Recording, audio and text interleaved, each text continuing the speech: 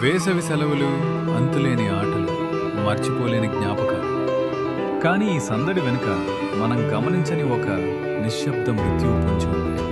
పిల్లలు మైదానంలో క్రికెట్ ఆడుతున్నప్పుడు బంతి పొరపాటున ఆ విద్యుత్ ట్రాన్స్ఫార్మర్ దగ్గర పడవచ్చు.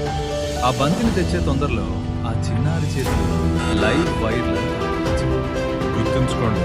ఆ ఒక్క సెకను ఉత్సాహం జీవితాంతం తీరని వేదనగా మిగిలిపోవచ్చు.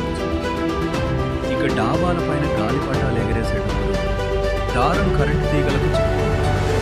ఆ గాలిపటాన్ని తీయడానికి పిల్లలు పొరపాటున ఇనుప చువ్వలను కానీ తడి కర్రలను కానీ వాడితే ఆ తీగల్లో ప్రవహించే వేల వోల్టుల విద్యుత్ వారి ప్రాణాలను నిర్మూలిస్తుంది.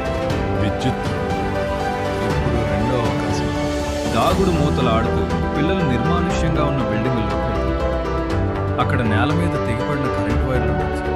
కనీసం చెప్పులు కూడా లేకుండా ఆడుకునే ఆ పసిపాదాలు తెలియక ఆ తీగలపై అడుగు వేస్తే ఆ ఒక్క అడుగు వారి జీవితంలో ఆఖరి అడుగు కావచ్చు. పిల్లలకు బ్రెయిన్ లేదు, కానీ మనకు బాధ్యత తెలుసు. విద్యుత్తు శక్తివంతమైనది, దాన్ని గౌరవించాలి. మీ పిల్లలకి ఈ ప్రమాదాల గురించి ఈ రోజే వివరించాలి. ముందు జాగ్రత్త మన ప్రాణాలకు రక్షణ. సురక్షితంగా ఉండండి, మీ కుటుంబాన్ని కాపాడండి. ప్రజా ప్రయోజనార్థం ఏపీ